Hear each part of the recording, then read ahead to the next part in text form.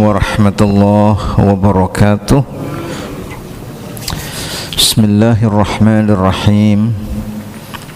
Alhamdulillahi rabbil alamin. Wassalatu wassalamu ala afdalil anbiya'i wal mursalin Nabiyyina Muhammadin wa ala alihi wa ashabihi ajma'in. Subhanaka la ilma lana illa ma 'allamtana innaka antal alimul hakim.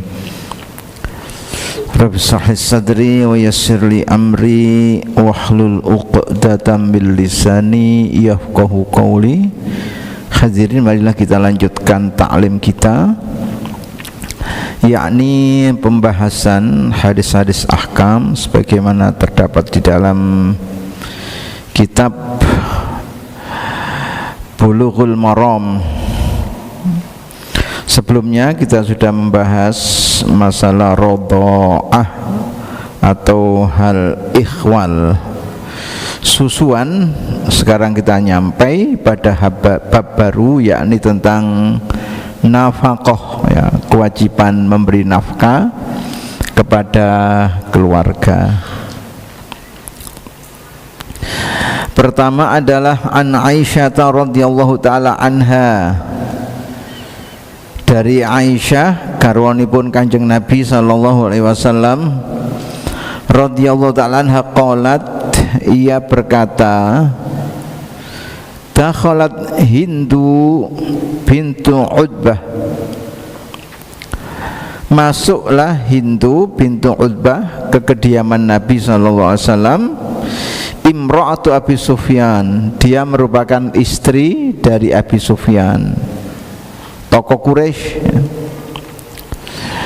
Dakhalat kemana? Ala Rasulullah sallallahu alaihi wasallam, ke kediamannya Rasulullah sallallahu alaihi wasallam. Faqalat, kemudian ia berkata dalam arti bertanya, ya Rasulullah, duhai Rasulullah, inna Aba Sufyana, sesungguhnya Abu Sufyan suami saya itu, rajulun syakhikh, laki-laki kikir, laki-laki medit, ya.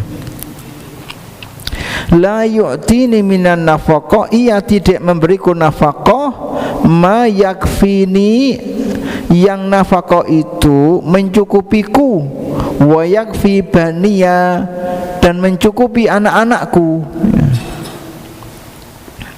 Artinya tanggung jawabnya sebagai kepala keluarga tidak maksimal.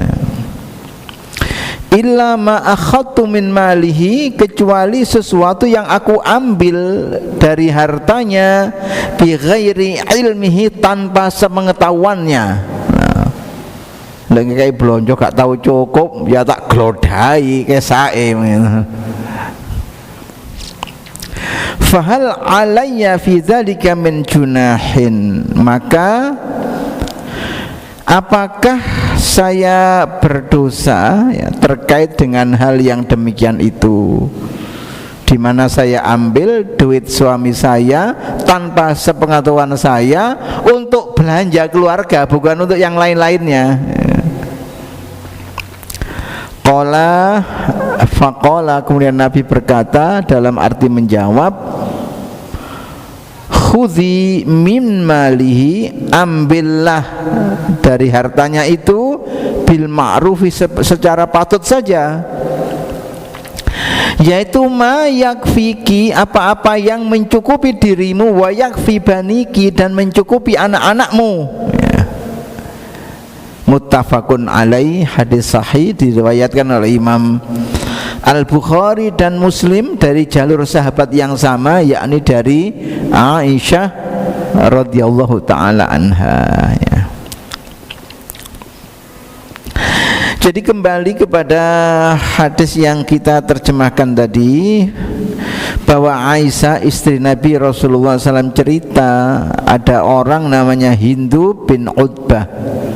Hindu bin Utbah ini istri dari Abu Sufyan, ya, tokoh yang sangat populer di kalangan masyarakat Mekah. Nah, Hindu bintu Utbah itu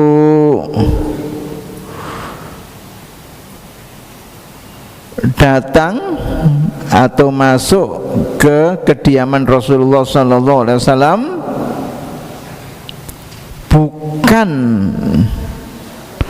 konflik dengan suaminya, tetapi melaporkan sesuatu yang terkait dengan hubungan antara dirinya dengan suaminya.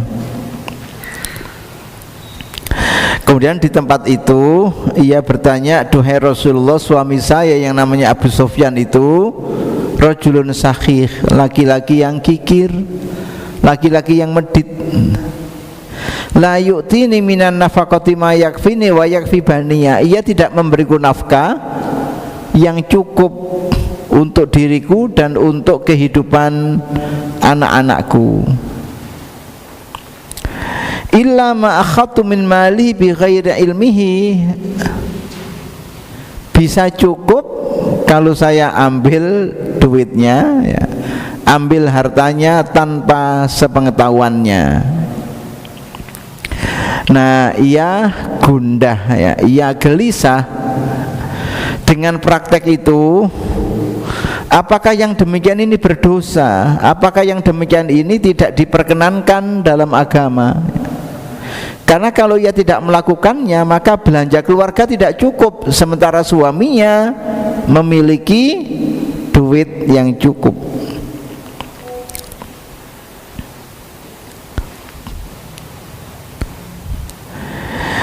Sehingga ia bertanya kepada Nabi, fahal alayya fi dzalika min junakhin, apakah dalam hal seperti itu, yakni di mana aku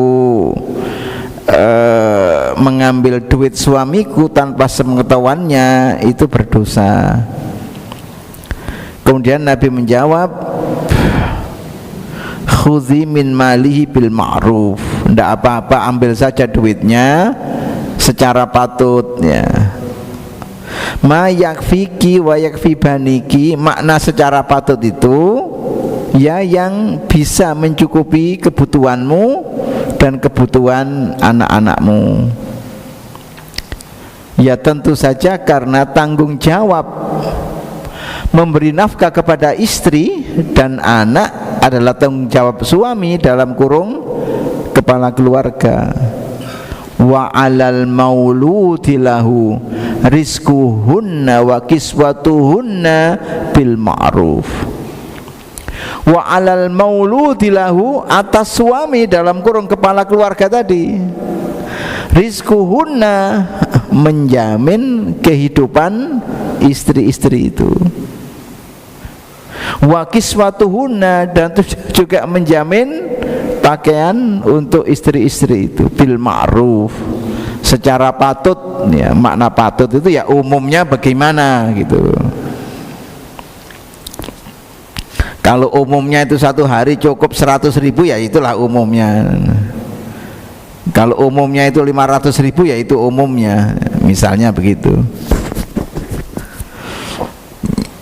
Makna umumnya itu juga mengacu kepada kemampuan suami. Memang manajemen keuangan keluarga itu kan macam-macam, ya, tidak sama antara satu keluarga dengan keluarga yang lainnya. Ada satu orang yang menjatah istrinya. Kamu hitung kebutuhan kita tiap hari itu berapa? Oh, tiap hari dihitung sekian, katakanlah 100.000. Kalau kebutuhan bulanan berapa? Listrik, air, wifi, iuran RT, iuran RW, iuran sampah, sekian. Ya sudah, kamu saya kasih itu. Kalau kamu butuh ekstra, bilang, ya. Butuh ekstra, misalnya ada acara mantenan jaluk sangu, ada acara rekreasi jaluk sangu, gelang karetnya sudah pedot minta diganti gelang emas, misalnya gitu, harus bilang. Ada juga seorang suami yang menjadikan istrinya itu juga bendahara. di dalam manajemen keuangan keluarga itu. Pokoknya saya dapat duit, saya kasihkan istri saya, kamu atur ya, kamu jalankan duit ini dengan baik ya. Kalau manajemen pendidikan kan duit itu dibagi 3 ya. Ada apa namanya, honor guru dan lain sebagainya, ada investasi, terus ada ya apalagi itu saya lupa. Artinya demikian pula mengacu kepada manajemen keuangan ya di dalam rumah tangga seseorang itu ya bermacam-macam, tapi ya setidaknya ada 3 hal itu. Ada pengeluaran rutin operasional namanya, ada investasi, beli tanah, beli macam-macam, beli sesuatu yang sifatnya jangka panjang, dan backup ya, dana-dana yang disiapkan kalau ada sesuatu yang sifatnya mendadak ya, misalnya sakit dan lain sebagainya.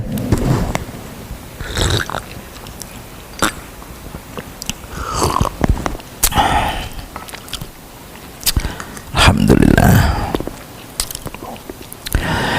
Kata-kata bil ma'ruf yang terdapat di dalam hadis maknanya adalah tradisi adat, yakni sesuai dengan kondisi manusia dan tradisi yang berlaku di antara sesama mereka yang secara umum berbeda-beda ya. Ya seperti saya katakan tadi, manajemen keuangan di dalam keluarga itu berbeda-beda antara satu orang dengan orang yang lainnya ya.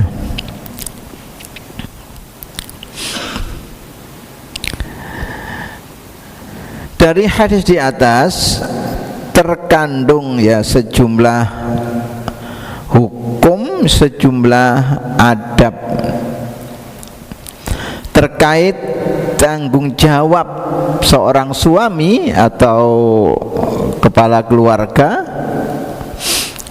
di dalam mereka menempuh atau menapaki kehidupan berkeluarga itu. Bahwasanya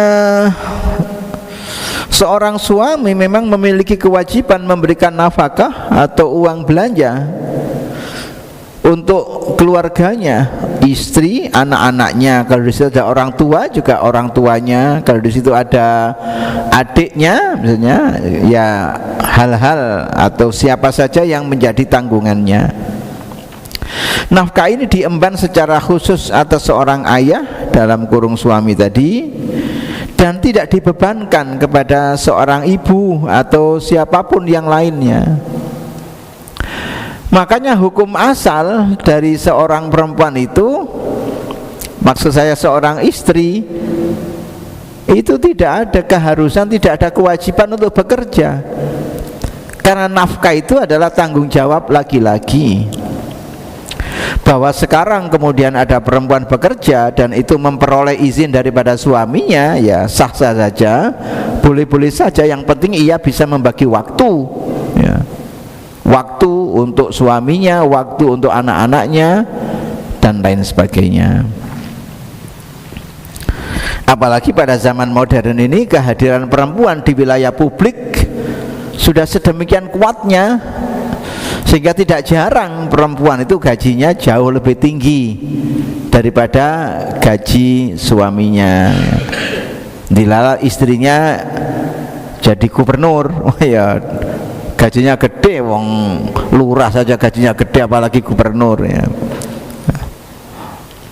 Nah, sekarang ini sudah ada gubernur perempuan, ada presiden perempuan, pernah bupati wali kota perempuan banyak, anggota DPR MPR perempuan banyak ya.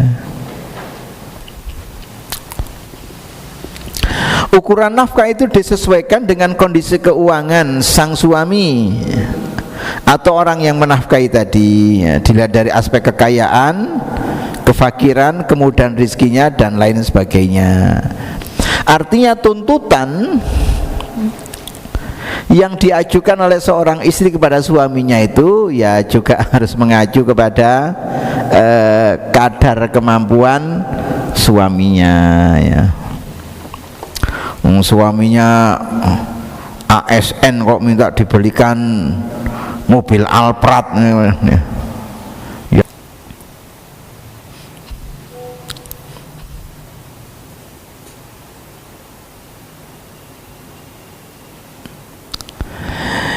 Yang ketiga, nafkah itu hendaknya berlaku ma'ruf, artinya sesuai dengan adat dan tradisi yang berlaku.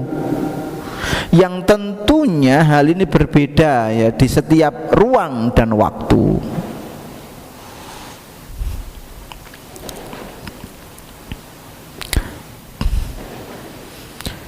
Jadi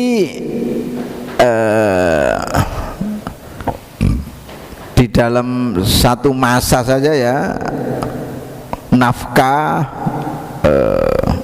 katakanlah UMR itu kan faktanya beda. UMR Cup Mojokerto dengan UMR Cup Kota Surabaya beda. UMR Bondowoso Situbondo Banyuwangi dengan UMR Kabupaten Gresik beda. Ya ada pertimbangan-pertimbangan tertentu ya.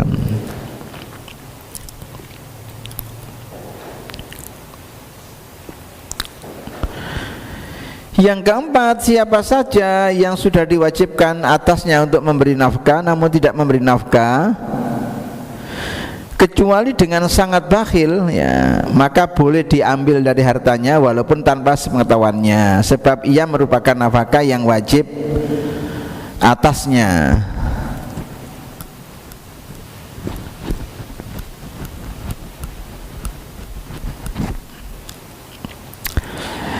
Kenapa atau apa rahasia Nabi mengizinkan ya seorang istri mengambil duit suaminya tanpa sepengetahuan suaminya ketika suaminya tadi lalai dari tanggung jawabnya sebagai sosok yang harus memberikan nafkah ya. Ya rahasianya karena itu adalah hak.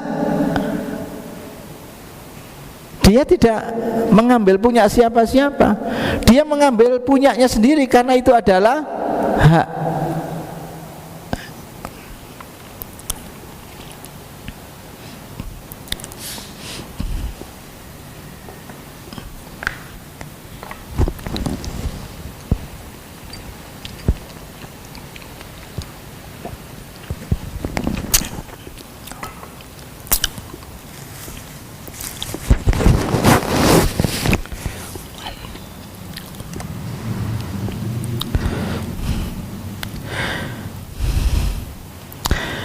Nah yang kelima, sebagai pihak yang bertanggung jawab atas hajat orang banyak sebagai penguasa, maka penentuan ukuran besaran nafkah itu ditentukan menurut pendapatnya, sebab ialah orang yang diberi amanah dan memiliki kekuasaan atas hal itu.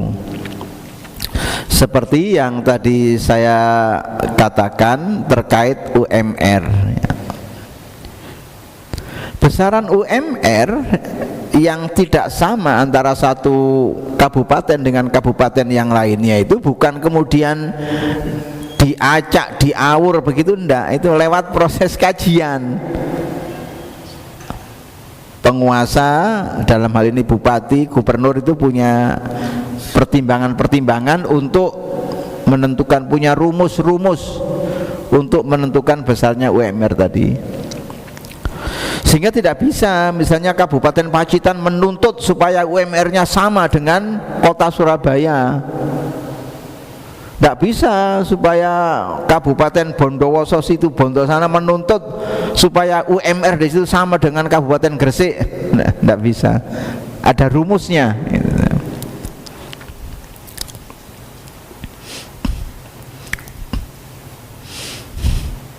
Dan itu juga berdampak pada biaya hidup ya. Di satu tempat yang UMR-nya terbilang rendah, biaya hidup yang mengikuti rendah. Di satu tempat yang UMR-nya tinggi, ya mengikuti biaya hidup di situ juga mengikuti tingginya UMR itu. Itu sudah rumus. biaya hidup di Sepanjang dengan biaya hidup di Jakarta tidak sama ya.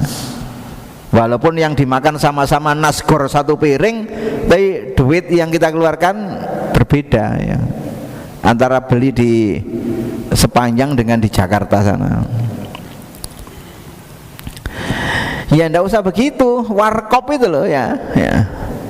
Kalau kita masuk di warkop yang ada di pertigaan kan, ya paling 3.000 oleh sak piring, ini cangkruke 2 jam sampai wegas sing duwe warung. Dengan kafe yang agak anak-anak muda yang ya beda memang, karena kita kalau di pertigaan itu tidak membeli tempat, tidak membeli kenyamanan. Kalau di kafe yang full AC, panoramanya bagus dan sebagainya, itu juga membeli tempat. Yang diminum sama, cuma yang di sini 3.000, yang di sana 20.000. Driver saya itu pernah saya ajak masuk kafe itu ya, terus saya suruh milih minum kopi apa gitu, milih, woi selesai pulang, Pak, enak Pak kopinya Pak. Pinten Pak 1 gelas? 20.000. Masya Allah.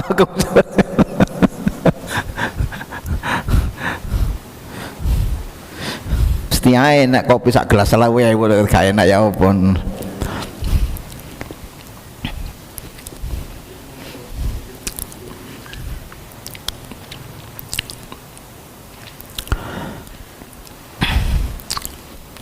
Nah, yang dilakukan Hindun bahwa ia bertanya kepada Nabi atas kasus yang ia hadapi merupakan istifta, minta fatwa kepada Nabi,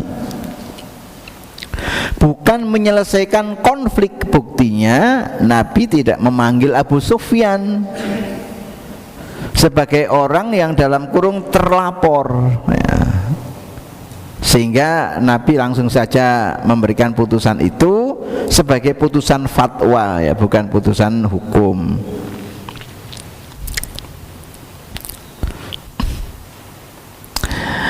Pengaduan seperti itu dan semisalnya bukanlah merupakan bentuk ghibah ya, yang diharamkan dalam Islam. Sebab Hindun bin Utbah tadi mengadukan perkaranya kepada pihak yang berwenang ya, dalam ini kepada Rasulullah yang memang memiliki ya kemampuan untuk bukan saja memiliki kemampuan, maksud saya memiliki kewenangan ya untuk memutuskan persoalan-persoalan yang dihadapi oleh umatnya. Seperti orang cerita kepada hakim bahwa ia sudah dizolimi oleh seseorang yang bernama ini, bernama itu, bentuk kezolimannya adalah begini dan begitu. Bukan ghibah, dia memang menyampaikan data terkait keinginannya untuk memperoleh keadilan.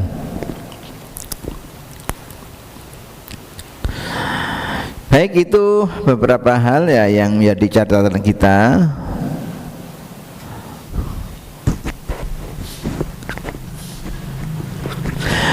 Berikutnya, hadis tersebut mengandung makna umum, yaitu wajibnya memberi nafkah kepada anak-anak sekalipun mereka sudah besar ya. Allah berfirman, wa 'alal mauludi lahu rizquhunna wa kiswatuhunna bil ma'ruf, Al-Baqarah 233. Yang berikutnya, hadis tersebut merupakan bukti ya bahwa orang yang mengalami kesulitan untuk mendapatkan pemenuhan sesuatu yang sudah menjadi haknya, maka ia boleh mengambilnya sekalipun dengan cara diam-diam ya. Hal yang demikian ini diistilahkan oleh para ulama dengan masalah dhofar ya.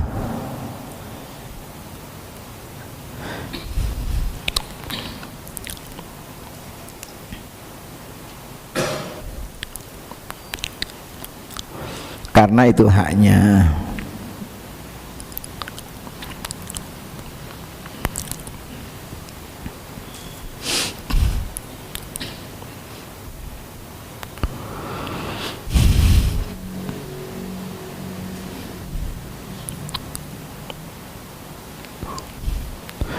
Wa an Tariq al-Muharibi qala qala qadimnal madinata. Fa idza Rasulullah sallallahu alaihi wasallam qa'imun yakhtubu wa yaqulu yatul mu'til ulya wabda biman ta'ulu.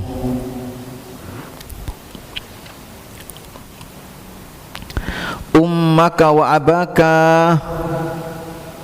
wa ukhtaka wa akhaka thumma adnaka rawahun Nasa'iyu wa sahhahahu Ibnu Hibbana wa Daruqutniyu.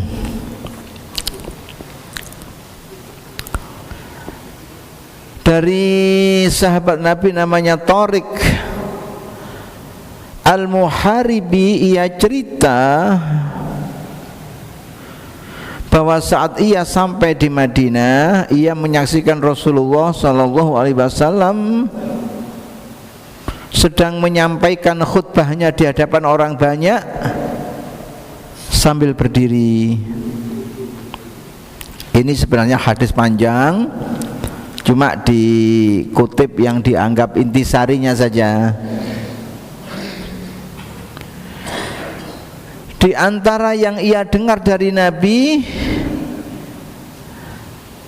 bahwasanya Nabi bersabda yatul mu'ti al-ulya,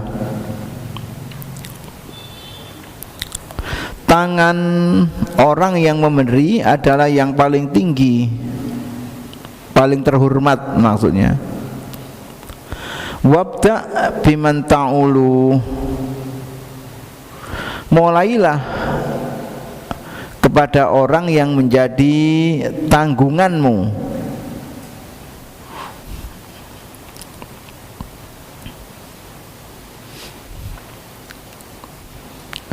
Makanya keluarga itu disebut sebagai ailah, itu orang-orang yang menjadi tanggungan. Ummaka wa abaka, ibumu dan ayahmu, wa ukhtaka wa akhaka, saudaramu yang perempuan, saudaramu yang laki. Thumma adnaka, kemudian orang yang dekat dengan dirimu, adnaka yang dekat dengan dirimu.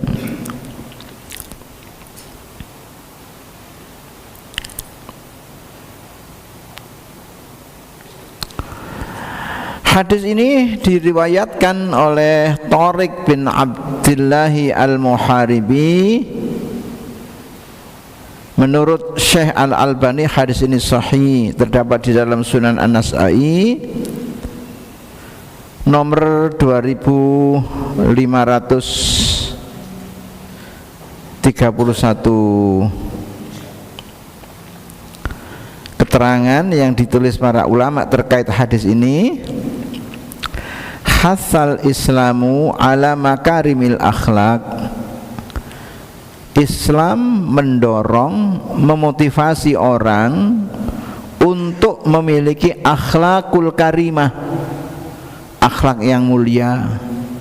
Wanaha an radzailiha, dan Islam melarang, mencegah dari akhlak yang rendah.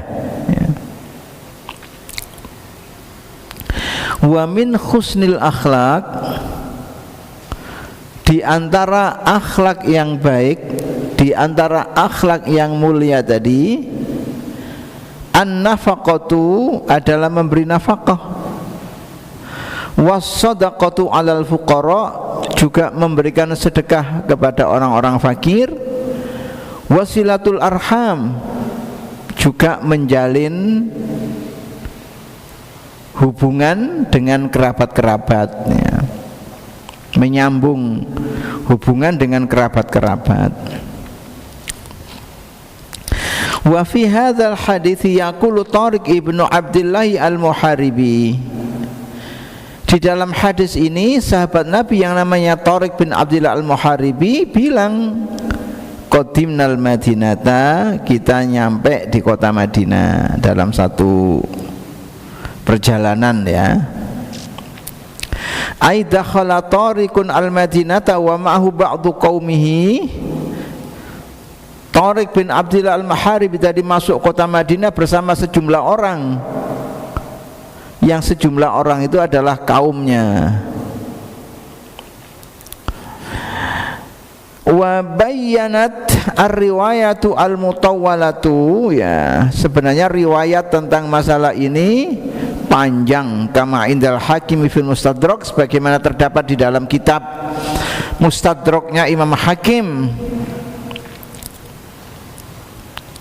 Annahum lamma dhaharul Islamu, sesungguhnya tatkala Islam terlihat menang dan jaya, qatimul Madinah fi raqbin minar rabadah, ada orang-orang yang datang masuk Madinah di dalam satu iring-iringan atau satu rombongan, minar rabadah, dari satu kampung namanya kampung Rabadah, kampung terpencil.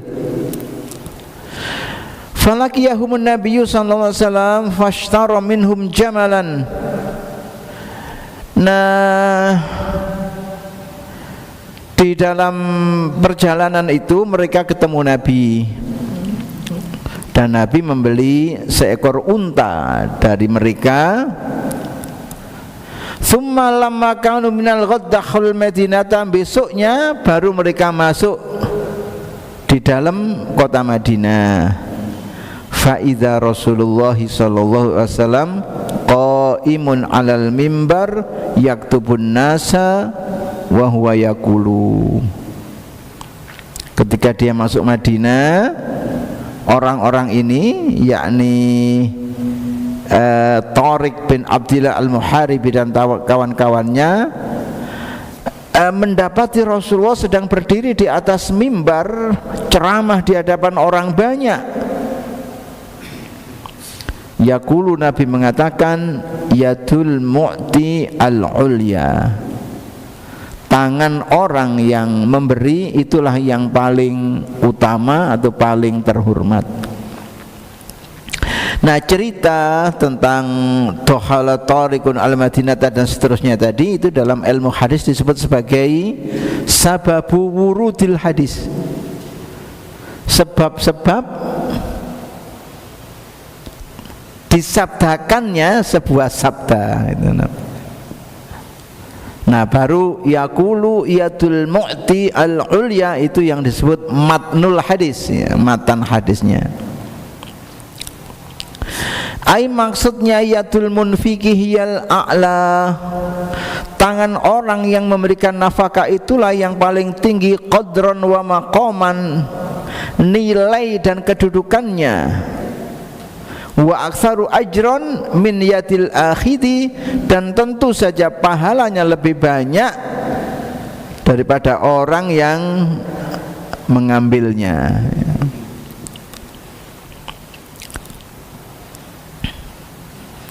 Kan dalam hadis lain yang kita baca waktu pagi di Riyadhus Shalihin dulu, al-yadul ulya khairun minal yadis sufla, ya, bahwa tangan yang di atas lebih baik daripada tangan yang di bawah.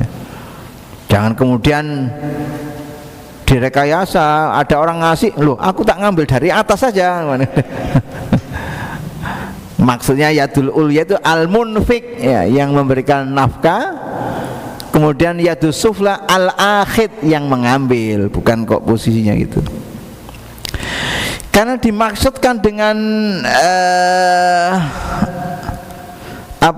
ulya tadi qadron wa maqaman wa aktsaru ajron minal yadil akhidi, kadar atau nilainya, kedudukannya dan pahalanya yang paling banyak dibanding yang diberi. Summa rattaban nabiyyu sallallahu alaihi wasallam uluwiyatin nafaqah, kemudian Nabi memberikan satu urut-urutan terkait orang-orang yang harus diberi nafkah tadi.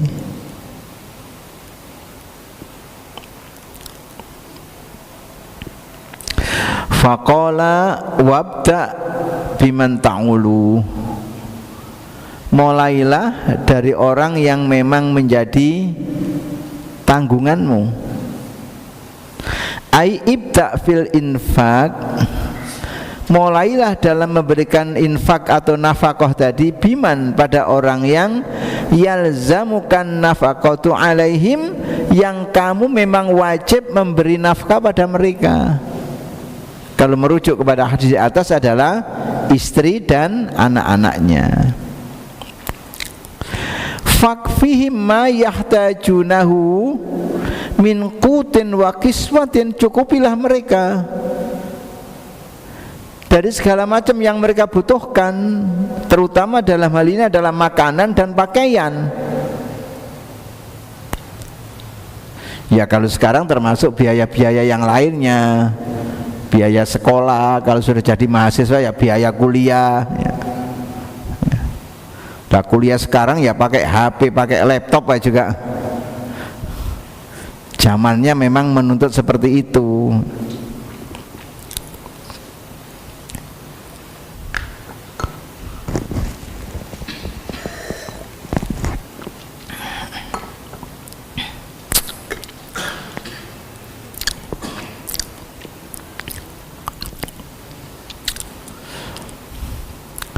Wa hadza yasmalu nafaqata nafsi wa iyalihi li annaha munkhasiratun fihim ya. Ya tentu yang demikian ini termasuk nafkah untuk dirinya, karena dirinya sudah masuk di dalam istilah keluarga tadi. Ummaka wa abaka wa ukhtaka wa akhaka thumma adnaka adnaka, ibumu, ayahmu, saudaramu yang perempuan, saudaramu yang laki, kemudian yang lebih dekat dengan dirimu, yang lebih dekat dirimu. Ai al-aqrab fal aqrab rahiman, orang-orang yang memiliki hubungan kekerabatan dekat dengan dirimu ya. Apalagi kalau di rumah kita ada orang tua kita yang hidup bersama kita, itu juga harus menjadi tanggung jawab kita ya. Jangan sampai gara-gara anak dan istri kemudian kita mengabaikan orang tua kita. Itu kalau waktu kita ini ya membaca hadis dalam Riyadhus Shalihin terkait 3 orang yang terjebak ya di dalam gua, kemudian semuanya bertawassul dengan amal soleh yang menurutnya bisa diandalkan di hadapan Allah dan kemudian berhasil. Salah satunya kan menomorsatukan orang tua dibanding istri dan anak-anaknya.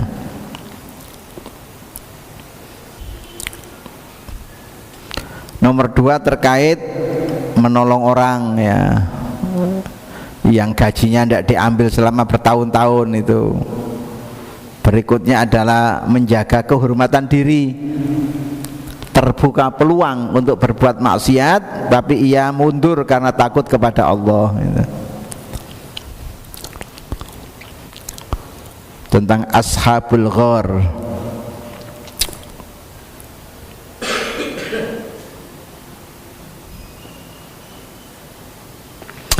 Wa hadzal hadisu, hadis ini yang kita kaji ini mukhtasarun, diringkas min riwayatin tawilatin, dari satu riwayat yang sejatinya panjang. Fabayyana Nabiyyu sallallahu alaihi wasallam bidzalika, dengan hadis ini Nabi menjelaskan furudul infaqi wa sunanihi, furudul infaqi wa sunanahu wa adabahu, tentang kewajiban memberi nafkah, sunnah-sunnah di dalam hal memberi nafkah, adab atau tata krama di dalam hal memberi nafkah. Min ikhrajiz zakati wal kafarati wa nafaqatil banina wal aba'i waz zaujat, termasuk di dalamnya kewajiban mengeluarkan zakat, kewajiban membayar kafarah, memberi nafkah kepada anak, kepada orang tua, kepada istri, dan seterusnya. Wa minal infaqi ma yakunu sunnatun, di antara yang kita keluarkan dari harta kita itu ada yang memiliki nilai sunnah, bukan wajib, mislul adhahi ya. Seperti berkurban ya saat Idul Adha itu.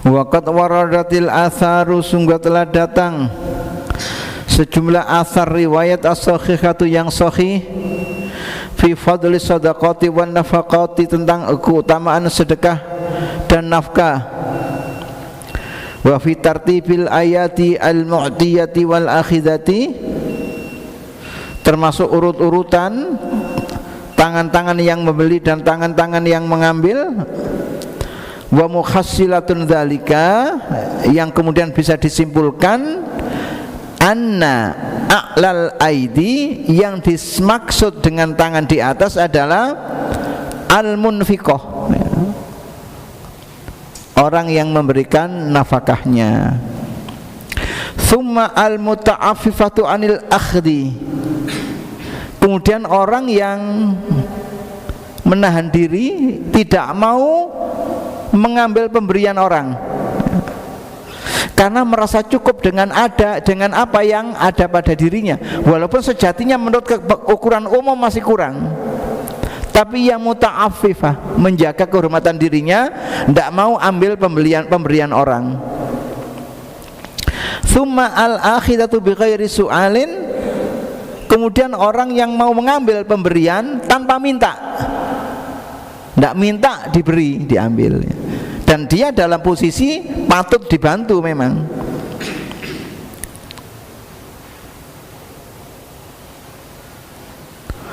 Wa asfalul aidi, adapun tangan yang nilainya rendah, tadi kan tangan-tangan yang nilainya tinggi. As-sailatu, orang yang minta-minta, wal mani'atu, orang bakhil yang tidak mau berikan infaknya, itu termasuk tangan-tangan yang rendah ya.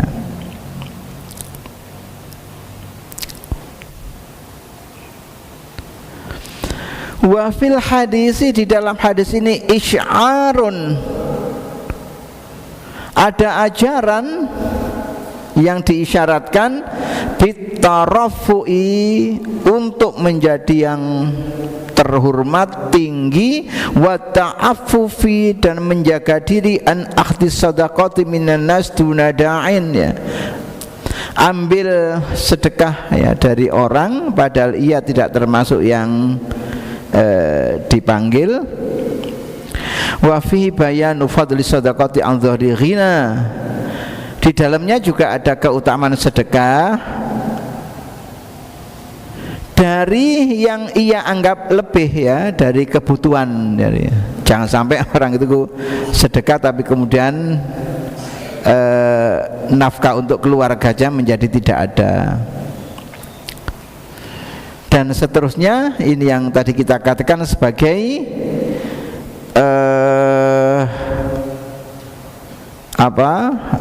kewajiban, sunnah, adab di dalam nafkah dan sedekah. Insya Allah kita lanjutkan pada pertemuan-pertemuan akan datang. Nasrun minallahi wa fathun qarib wa basyiril mu'minin. Wassalamualaikum warahmatullahi wabarakatuh.